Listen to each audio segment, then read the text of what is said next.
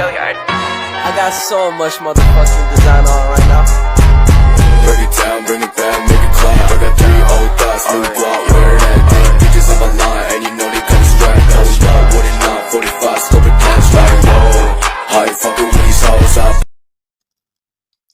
Assalamualaikum warahmatullahi wabarakatuh. Halo Sobat Merdeka, perkenalkan nama saya Setiawati, mahasiswi Prodi Pendidikan Bahasa dan Sastra Indonesia. Pada kesempatan kali ini, saya akan menjelaskan mengenai tokoh teori filsafat pendidikan dan juga penerapan teori tersebut di Indonesia. Untuk penjelasannya lebih lanjut, yuk kita sama-sama belajar mengenai tokoh teori filsafat pendidikan dan penerapannya di Indonesia. Sebelum itu, Sobat Merdeka tahu nggak sih siapa yang akan jadi topik pembahasan dalam video ini? Pada video kali ini, saya akan membahas tentang tokoh filsafat pendidikan, yaitu Bapak Ki Hajar Dewantoro. Sobat Merdeka tahu nggak sih siapa sih Bapak Ki Hajar Dewantoro itu? Bapak Ki Hajar Dewantoro adalah salah satu pahlawan nasional dan juga kita kenal sebagai Bapak Pendidikan Indonesia, di mana beliau menyetuskan sebuah teori yang berkaitan dengan filsafat pendidikan yang ada di Indonesia. Teori filsafat yang dikemukakan oleh Bapak Ki Hajar Dewantoro ini mengajukan konsep pendidikan Tripusat Pendidikan untuk mewujudkan tujuan pendidikan, yaitu pendidikan keluarga, pendidikan dalam alam perguruan, dan pendidikan dalam alam pemuda dan masyarakat. Konsep teori filsafat pendidikan yang dikemukakan oleh Bapak Ki Hajar Dewantoro ini mengajukan konsep pendidikan Tripusat Pendidikan yang isinya untuk mewujudkan tujuan pendidikan, yaitu ada 3. Yang pertama, pendidikan keluarga, yang kedua, pendidikan alam perguruan, dan yang ketiga, pendidikan dalam alam pemuda atau masyarakat. Selain Tripusat Pendidikan, Bapak Ki Hajar Dewantoro juga mengemukakan ajaran Trikon, yang dimana ajaran Trikon ini merupakan usaha pembinaan kebudayaan nasional yang mengandung 3 unsur, yaitu yang pertama dasar kontinuitas, yang kedua dasar konsentris, dan yang ketiga dasar konvergensi. Dasar kontinuitas ini memiliki arti bahwa budaya atau garis hidup bangsa itu sifatnya kontinu atau berulang, bersambung, dan tak putus-putus. Sedangkan dasar konsentris ini berarti bahwa dalam pengembangan kebudayaan itu harus bersifat terbuka, namun juga kritis dan selektif terhadap pengaruh kebudayaan yang ada di sekitar. Dasar yang ketiga yaitu dasar konvergensi, yang dimana ini memiliki makna bahwa dalam membina karakter bangsa itu bersama bangsa lain harus terbinanya karakter dunia sebagai kesatuan umat sedunia yang konvergen tanpa harus mengorbankan identitas bangsa yang satu dengan yang lainnya. Sobat Merdeka tahu nggak ya kalau Bapak Ki Hajar Dewantoro juga memasukkan kebudayaan dalam diri anak dan memasukkan anak itu ke dalam kebudayaan sejak dini yang namanya Taman Indria atau Balita, di mana konsep belajar ini adalah trino, yaitu nonton yang artinya secara pasif dengan segenap menggunakan panca indera. Yang kedua yaitu niteni, yaitu memadai, mempelajari, mencermati apa yang ditangkap panca indera. Yang ketiga yaitu niroke, yang dimana niroke ini memiliki pengertian bahwa menirukan hal yang positif untuk menghadapi bekal perkembangan anak. Setelah mengenai teori filsafat pendidikan yang dikemukakan oleh Bapak Ki Hajar Dewantoro, berikut penjelasan saya mengenai konsep dari Bapak Ki Hajar Dewantoro mengenai tentang pendidikan. Konsep pendidikan Bapak Ki Hajar Dewantara ini memiliki arti bahwa pendidikan adalah memerdekakan dengan tujuannya adalah 154 kemerdekaan, di mana merdeka ini memiliki arti bahwa setiap orang itu dapat memilih menjadi apa aja dengan catatan adanya penghargaan terhadap kemerdekaan yang dimiliki oleh orang lain juga. Visi pendidikan Bapak Ki Hajar Dewantara juga kembali digaungkan oleh Presiden Joko Widodo, di mana slogan pendidikan Bapak Ki Hajar Dewantara ini yaitu memerdekakan sebagai tokoh paling termasyhur dalam sejarah pendidikan Indonesia yang meninggalkan warisan sebuah konsep, yaitu pendidikan yang memerdekakan.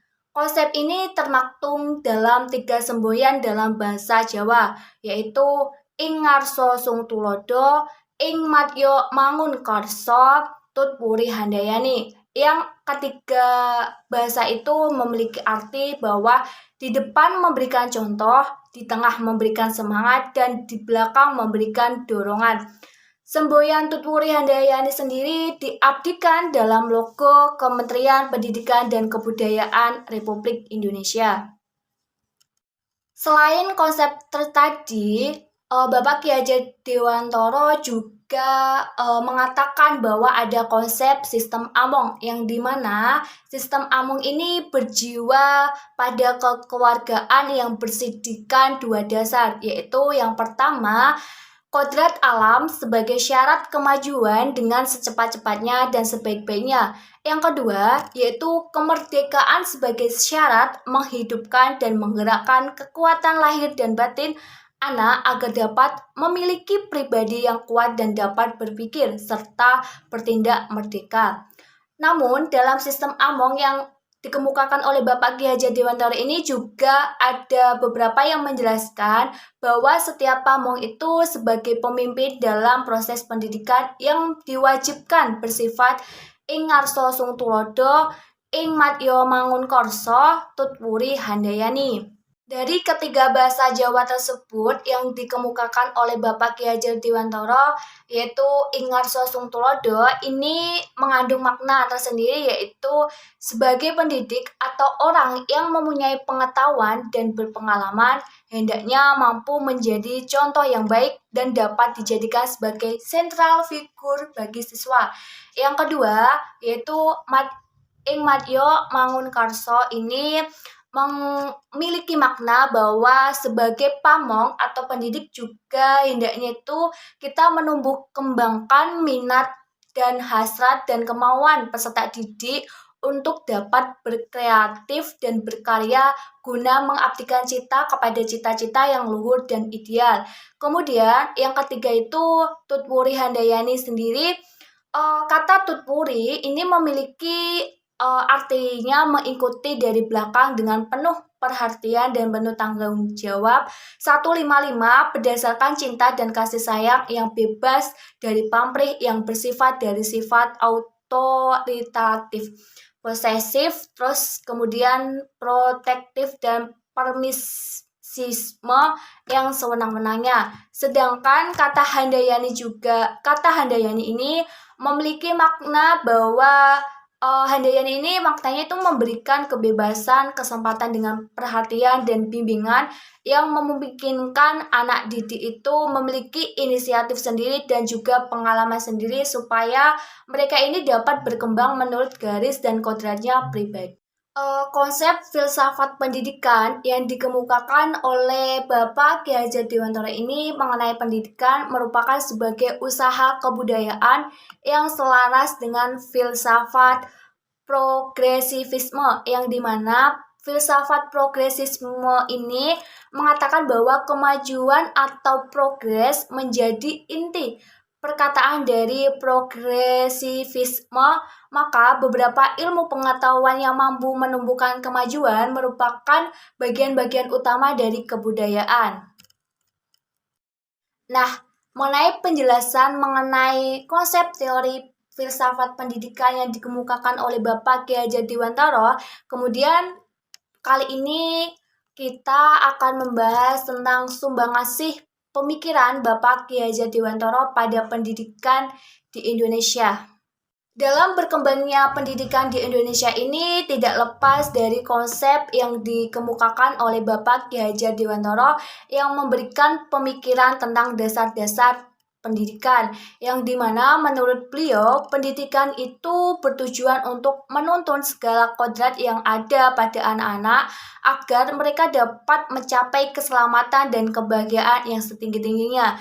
Menurut beliau juga, para pendidik juga harus tetap terbuka dan mengikuti perkembangan zaman yang ada, namun tidak semua buruk itu baik, jadi perlu diselaraskan terlebih dahulu. Karena Indonesia ini memiliki potensi-potensi kultural yang dapat dijadikan sebagai sumber belajar. Bapak Ki Hajar Dewantara ini juga menjelaskan bahwa pendidikan anak berhubungan dengan kodrat alam dan kodrat sadar.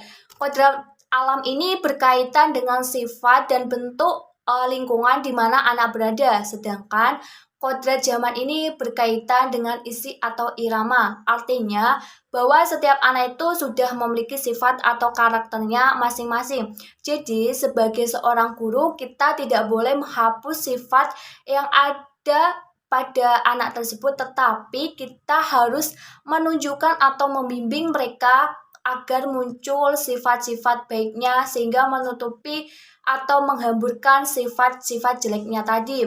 Hal ini terpenting yang harus dilakukan seorang guru yaitu menghormati dan memperlakukan anak dengan sebaik-baiknya sesuai di mana kodratnya mereka itu yaitu melayani mereka dengan sepenuh hati, memberikan teladan, ingat sosung tulodo, membangun semangat, ing matyo mangun karso, dan memberikan dorongan yaitu tut wuri handayani bagi tumbuh berkembangnya anak. Karena menuntun mereka menjadi pribadi yang lebih baik, terampil, berakhlak mulia, bijaksana itu akan menjadi sebagai kecapaian mereka untuk mencapai kebahagiaan dan keselamatan. Selain mengenai hal tersebut, Bapak Ki Hajar Dewantara juga menyetuskan sebuah sistem paguron yang dimana menurut beliau ini sistem paguron merupakan sistem pendidikan nasional karena sistem pendidikan ini berorientasi pada nilai-nilai kultural, nilai-nilai kebangsaan, serta kemasyarakatan Indonesia. Gagasan paguron ini menyakup pengertian bahwa paguron sebagai pusat pendidikan yaitu sebagai tempat guru, sebagai tempat belajar, dan sebagai tempat pendidikan dalam masyarakat. Berdasarkan pengamatan secara langsung, dalam kehidupan masyarakat saat ini sebenarnya banyak dijumpai bahwa pendidikan pada pesantren modern yang berkembang di kota-kota besar maupun di desa. Ini terpilihnya sistem paguron dari Bapak Ki Hajar Dewantara karena sistem pondok yang dimaksud Bapak Ki Hajar Dewantara ini memiliki besar sekali faedahnya. Faedah yang pertama yaitu murahnya belanja, yang dimana seseorang yang hidup paguron seharusnya berani hidup dengan sederhana. Menurut Profesor Van Vollenhoven dalam tulisannya The All Glory yang dikutip oleh Profesor Dr. Sukanto, Bapak Ki Hajar Dewantara ini seseorang di antara sedikit orang yang mempunyai kemampuan untuk memberikan pengajaran berdasarkan kekuatan sendiri yang lebih murah untuk masyarakat 100 kali lebih berguna dan lebih baik daripada pengajaran yang berdasarkan barat. Dengan demikian, sistem paguron ini adalah sistem nasional yang sesuai dengan kepribadian bangsa, murah, dan sangat baik hasilnya tentunya ya Sobat-Sobat Merdeka. Yang faedah yang kedua yaitu guru-guru dan murid hidup bersama setiap harinya. Siang dan malam mereka berkumpul dan bergaul bersama menurut pedagogik yang hidup, yaitu contoh-contoh keteladanan terutama dalam suasana kehidupan keluarga sehari-hari yang nyata dan baik, sehingga cara seperti ini tuh dapat menjadikan anak-anak didik yang tidak terpisahkan dengan orang tuanya baik lahir maupun batin. Halo Sobat Merdeka, demikianlah penjelasan saya mengenai tokoh teori filsafat pendidikan di Indonesia dan juga penerapan teori tersebut di pendidikan Indonesia pada era sekarang atau era pendidikan yang diterapkan di Indonesia.